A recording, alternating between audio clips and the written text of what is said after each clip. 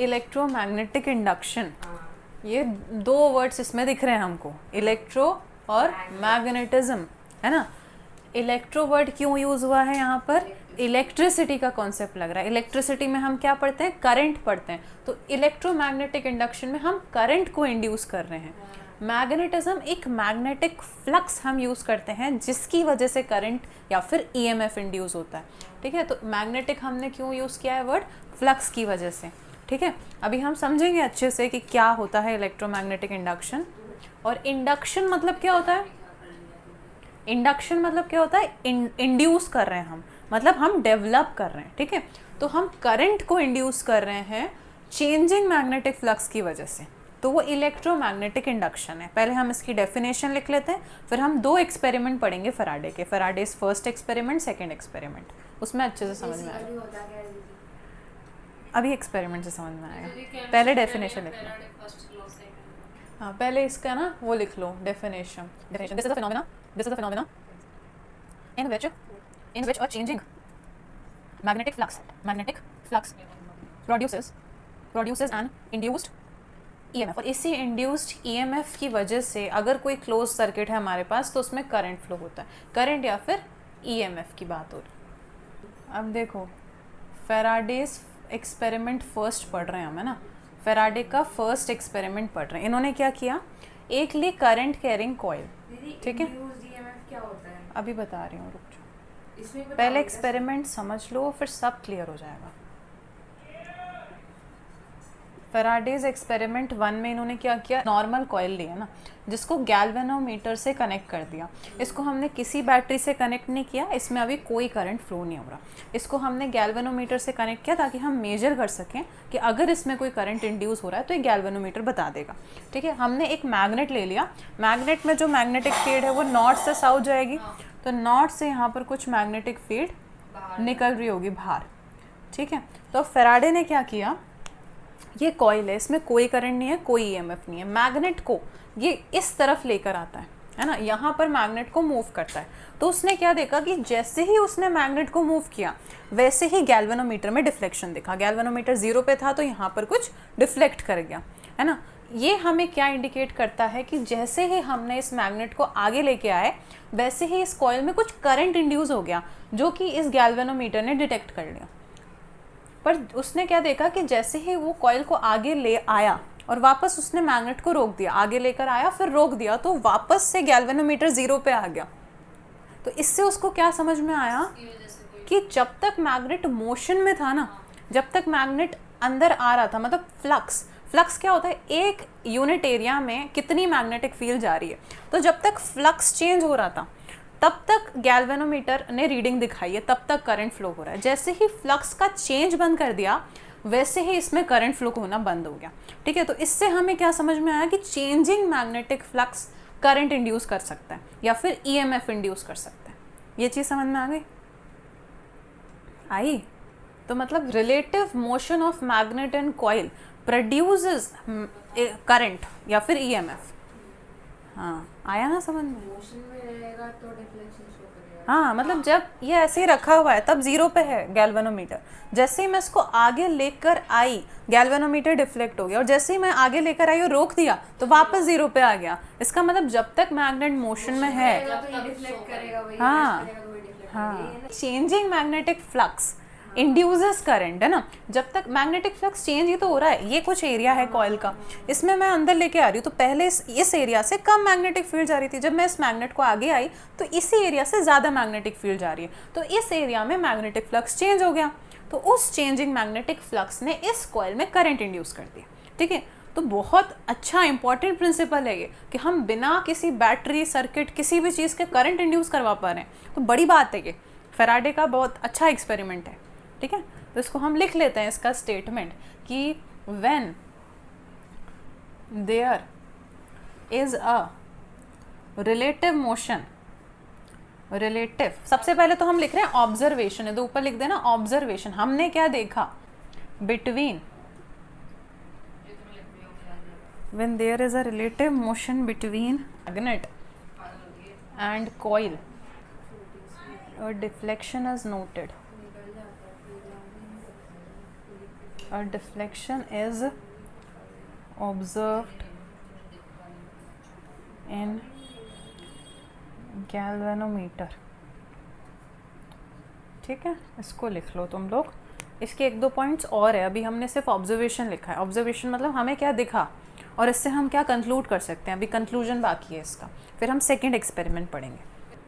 Relative motion, घूमने वाला motion, मतलब जो मोशन इसके रिस्पेक्ट में इसका मोशन या इसके रिस्पेक्ट में इसका मोशन. ज़रूरी थोड़ी तुम सिर्फ मैग्नेट को आगे लाओ, इसको भी तो आगे ला सकते हैं. तो किसी का भी मोशन. अब देखो वो जो मैंने एक्सपेरिमेंट बताया ना, वापस से एक बार ड्रॉ कर लेते हैं अपन. ये देखो, ये गैल्वेनोमीटर था, ये मैग्नेट था, है ना. इससे कुछ ऐसे फील्ड लाइंस अपनी निकल रही थी नॉर्थ साउथ. जब मैग्नेट को आगे लेके गई तो मान लो गैल्वेनोमीटर जो है वो इस तरफ डिफ्लेक्ट हो गया. पर जब मैग्नेट को मैं अपोजिट डायरेक्शन में इधर लेके गई ना, तो मैग्नेट की जो डिफ्लेक्शन है वो भी अपोजिट हो गया. ठीक है, तो मतलब हाँ, मतलब कि फ्लक्स का डायरेक्शन भी डिपेंड करता है. अगर हम चेंज इन फ्लक्स का डायरेक्शन चेंज करते हैं तो करंट की डायरेक्शन भी रिवर्स हो जाती है. ठीक है, तो इस पॉइंट को हम लिख देते हैं, स्टार बना के लिख लेना. When away from the coil, when magnet is moved away from the coil, the direction of the deflection reverses. The direction of deflection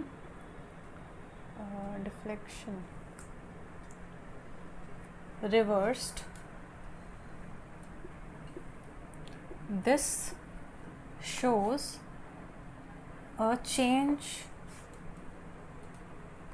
in direction of induced current. Direction of induced current. Induced current. अब तुम पूछ रही थी ना induced current क्या होता है. ऐसा करंट जो कि उस कॉइल में खुद के पास नहीं है पर किसी एक्सटर्नल चीज़ की वजह से इंड्यूस हो गया. जैसे अभी हमने फेराडेज फर्स्ट एक्सपेरिमेंट में मैग्नेट की वजह से उस कॉइल में करंट इंड्यूस कर दिया. मतलब हमने डेवलप करवा दिया. उसका खुद का करंट नहीं था, किसी बैटरी की वजह से नहीं आया था. ऐसे करंट को इंड्यूस करंट बोलते हैं. ठीक है, फेराडेज सेकेंड एक्सपेरिमेंट करते हैं. ये हमने एक कॉइल ली. ठीक है,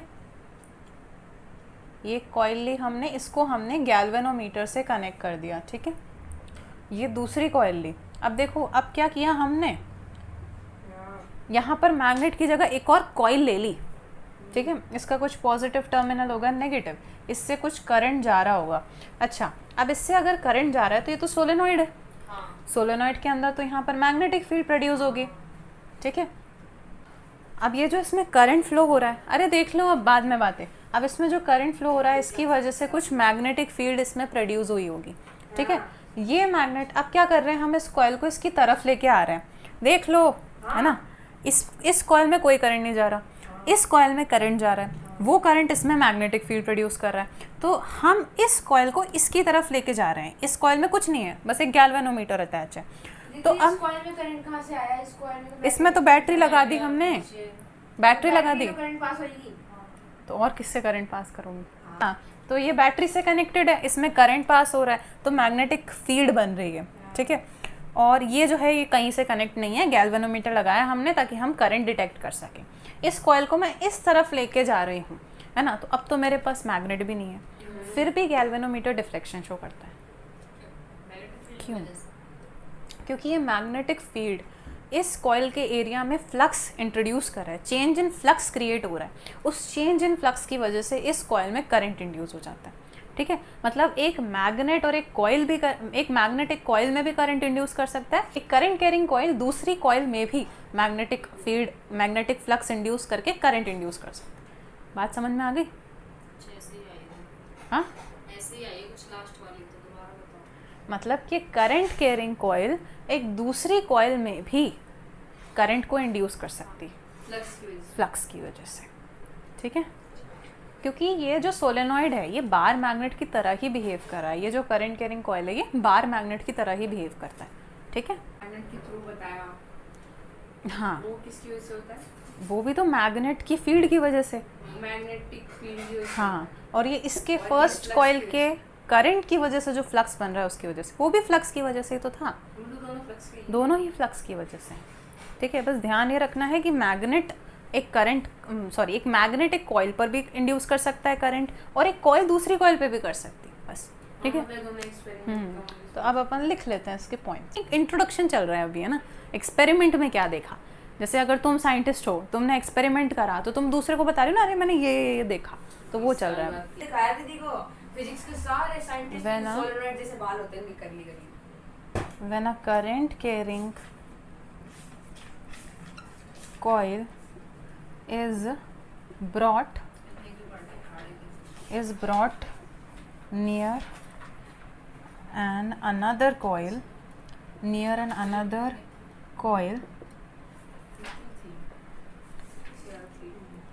it induces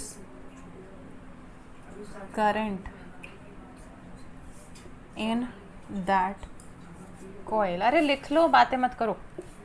अच्छा अब देखो, अगर मैं इस कॉइल को आगे लेकर आई, देख लो पहले, है ना, रुक जाओ 1 मिनट। अब अगर मैं इस कॉइल को आगे लेके आई और फिर रोक दिया मैंने, तो क्या, हाँ, तब कोई करंट नहीं फ्लो करेगा। तो ये पॉइंट भी हम लिख देते हैं कि जब तक इनके बीच में रिलेटिव मोशन नहीं होगा तब तक हमें डिफ्लेक्शन नहीं दिखेगा, तब तक हमारा करंट फ्लो नहीं करेगा, ठीक है।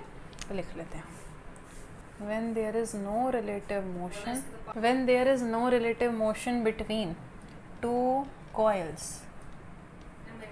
no current is induced। अब देखो एक और क्वेश्चन पूछ रही हूँ मैं तुमसे।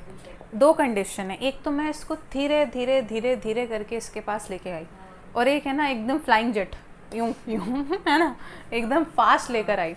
दोनों में किस में ज़्यादा करंट इंड्यूस हो जाएगा? धीरे धीरे वाले। फास्ट वाले में, क्यों दीदी? क्योंकि मैग्नेटिक फ्लक्स का चेंज है। क्या? रुक जाएगा तो फिर जीरो ही हो जाएगा क्या? क्योंकि मैग्नेटिक फ्लक्स का चेंज है ना, वो बढ़ गया। एक है तुम धीरे धीरे धीरे, तो धीरे धीरे चेंज हो रहा है, और एक है तुम फटाफट से लेकर आ गई, तो मैग्नेटिक फ्लक्स का चेंज तुमने बहुत ज़्यादा इंक्रीज कर दिया। कि when a moving coil is brought faster towards और अवे फ्रॉम द कॉइल, हाँ लिख पा रहे हो, coils are moved away or towards the coil faster, the galvanometer deflection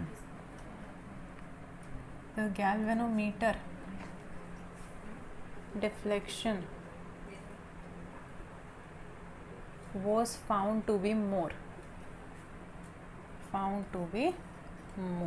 अब देखो इधर, है ना, फैराडे फर्स्ट एक्सपेरिमेंट और सेकेंड एक्सपेरिमेंट से हम क्या कंक्लूड कर सकते हैं कि अ changing magnetic flux produces a current, ठीक है। इसको लिख लेते हैं। अब ये कंक्लूजन है दोनों एक्सपेरिमेंट का एक साथ, ठीक है। कंक्लूजन ऑफ फैराडेज एक्सपेरिमेंट कि changing magnetic flux produces a induced current or EMF। changing,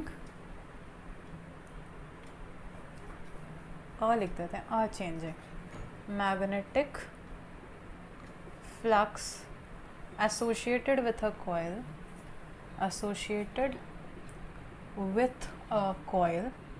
shows deflection in galvanometer। इसलिए कहते हैं पेंसिल से लिखा कर। Galvanometer. Laws of electromagnetic induction. अब देखो फैराडे के 2 लॉ थे, 2 एक्सपेरिमेंट थे, 2 लॉज थे, है ना। 2 लॉ, फर्स्ट लॉ में उसने यही सेम चीज़ बोली है कि changing magnetic flux produces N induced current और ईएमएफ। इसलिए मैंने इसमें इंड्यूस्ड करंट एंड ईएमएफ नहीं लिख पाया, क्योंकि वो फर्स्ट लॉ में इलेक्ट्रोमैग्नेटिक इंडक्शन। हाँ, तो फैराडे के 2 लॉ हैं ना। फर्स्ट लॉ में उसने स्टेटमेंट दिया, सेकेंड लॉ में उसने फॉर्मूला दिया, ठीक है। फर्स्ट लॉ में उसने बोला वही यही सेम चीज़ कि changing magnetic flux produces N induced current या फिर ईएमएफ। अब देखो फैराडेज फर्स्ट लॉ क्या था हमारा, यही सेम जो स्टेटमेंट अभी मैंने बोला। अकॉर्डिंग टू दिस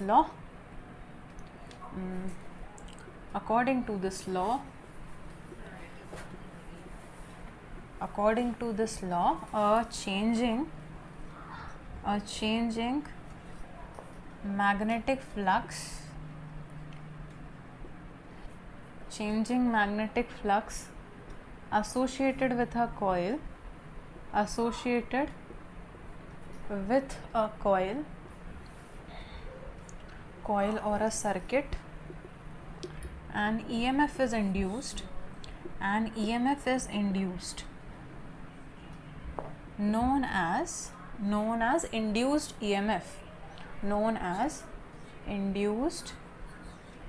EMF, अच्छा, एक EMF बन जाएगी, EMF इंड्यूस हो जाएगी, और अगर सर्किट क्लोज है तो EMF है तो करंट भी फ्लो करेगा, तो करंट तो क्लोज सर्किट में ही फ्लो करेगा ना। तो हम नेक्स्ट पॉइंट में ये लिख देंगे कि if a circuit is closed and current and induced current is also there, ऐसा कुछ लिख देता हूँ।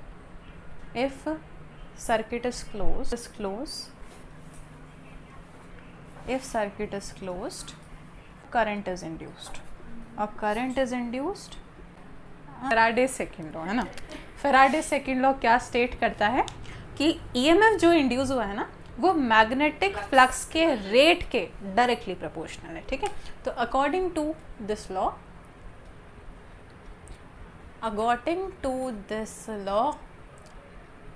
the EMF produced in the coil, the EMF produced in the coil is directly proportional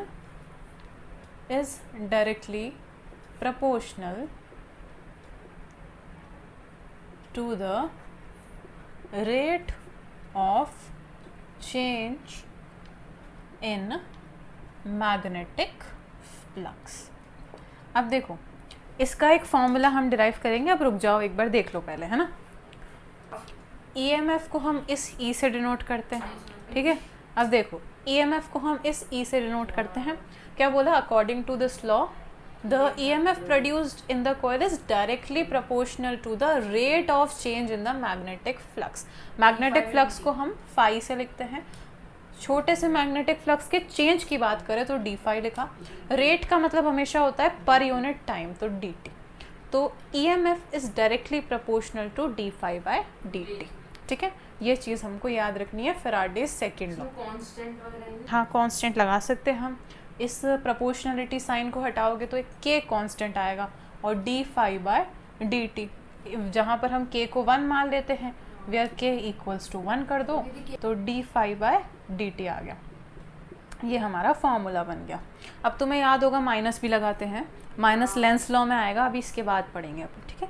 तो ये लिख लो तुम, ये फैराडे सेकंड लॉ पूछा है तो ये फॉर्मूला पता होना चाहिए, ये स्टेटमेंट तो तुम बना ही लोगे कि EMF is directly proportional to the rate of change of magnetic flux. तो हम इस फॉर्मूला को यहाँ पर माइनस में भी लिख लेते हैं, लिख देते हैं using Lenz law, phi is equals to minus D phi by D T. ये जो माइनस आया किस वजह से आया, लेंस लॉ की वजह से। अभी पढ़ेंगे लेंस लॉ तब समझ में आएगा। अब देखो लेंस लॉ, अब ये लेंस लॉ क्यों आया, पहली बात तो डायरेक्शन के लिए। अभी अभी हमने पीछे जो फॉर्मूला लिखा उसमें माइनस क्यों लगाया, वो लेंस लॉ ने बताया क्यों माइनस लगाया। हाँ इसका पूरा स्टेटमेंट है लेंस लॉ का, कि लेंस लॉ क्या बताता है कि करंट इस तरह से इंड्यूस होता है। अब मेरी तो सुनो मत, तुम बुक्स को ही देख लो, इतनी अच्छे से समझ में आती है बुक्स। लेंस लॉ ऐसे बोलता है, अब सुनो, लेंस लॉ ऐसे बोलता है कि जो इंड्यूस्ड करंट है ना वो इस तरह से इंड्यूस होता है कि वो अपने कॉज को ही अपोज करता है। इसका मतलब क्या है कि मान लो मैंने ये एक करंट कैरिंग कॉइल है ना, एक सर्किट से कनेक्ट कर दिया, ठीक है, मतलब ये रेजिस्टर से कनेक्ट किया है, मतलब इसमें कोई करंट फ्लो नहीं हो रहा है। यहाँ पर मैंने एक मैग्नेट लिया है नॉर्थ साउथ, इसमें से कुछ निकल रही होगी इलेक्ट्रिक फील्ड लाइंस निकल रही होगी और कुछ एंटी क्लॉकवाइज डायरेक्शन में इसका करंट फ्लो हो रहा है, नॉर्थ बनेगा यहाँ पर। तो अब देखो जैसे ही मैं इस मैग्नेट को आगे लेकर आ रही हूँ तो इस कॉइल के उसी क्रॉस सेक्शन एरिया में मैग्नेटिक फील्ड लाइंस बढ़ गई, मतलब फ्लक्स बढ़ गया, ठीक है, फाई इसमें बढ़ रहा है। तो अभी अभी मैंने क्या स्टेटमेंट बोला कि करंट इस तरह से इंड्यूस होता है कि वो अपने कॉज को ही अपोज करता है। अगर मैग्नेटिक फील्ड बढ़ रही है तो कॉइल अपने अंदर ऐसी मैग्नेटिक फील्ड प्रोड्यूस करेगा जो इसको कम करे, ठीक है, तो अपने कॉज को अपोज करना चाहेगा। अगर इस डायरेक्शन में मैग्नेटिक फील्ड बढ़ रही है तो ये कॉइल इस डायरेक्शन में मैग्नेटिक फील्ड प्रोड्यूस करेगा ताकि इसको ही अपोज कर सके, ठीक है। तो इसलिए देखो इस डायरेक्शन में मैग्नेटिक फील्ड, इसको यूँ 3D में इमेजिन करो, ऐसे मैग्नेटिक फील्ड प्रोड्यूस हो रही है, तो ये एंटी क्लॉकवाइज ऐसे बने, ठीक है। तो ये एंटी क्लॉकवाइज करंट ये नॉर्थ पोल बन गया इसमें, ठीक है। तो according to this law the induced current opposes the cause due to which it is produced, ठीक है। तो ये स्टेटमेंट हम लिख लेते हैं, अकॉर्डिंग टू दिस लॉ, जहाँ पर ये बनाया है ना उसके आगे अपन साउथ के लिए साउथ वाला भी एक बनाएंगे, नॉर्थ पोल बनाया अपन ने, इसको थोड़ा अच्छे से बना लेना साफ सुथरा। यहाँ पर अपन ने नॉर्थ पोल बनाया है, एंटी क्लॉकवाइज में कौन सा बनता है नॉर्थ पोल, यहाँ साउथ भी बनाएंगे, तो इसके आगे थोड़ी सी जगह छोड़ना। अकॉर्डिंग टू दिस लॉ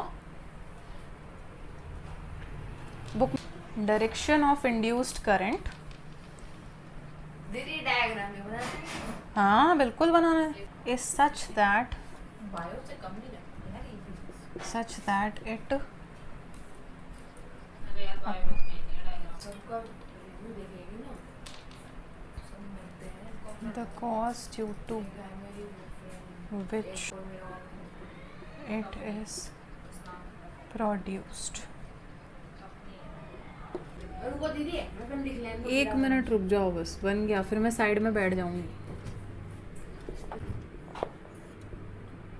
घड़ी और आगे ये और चिंता करवा देती है। देखो इसको हम इधर आगे इधर लेके जा रहे थे तो नॉर्थ थी, अब डायरेक्शन चेंज करती तो करंट की डायरेक्शन रिवर्स हो जाएगी ना, तो अभी करंट ऐसे जा रहा था तो ऐसे जाएगा और यहाँ साउथ पोल बनाएगा, ठीक है।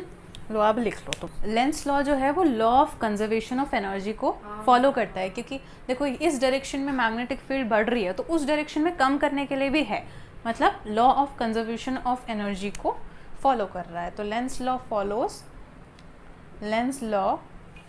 फॉलोज दीदी दोनों का सेम ही है क्या, नॉर्थ साउथ का कहाँ सेम है, law of diagram? Conservation, direction अलग है ना, कंजर्वेशन ऑफ एनर्जी।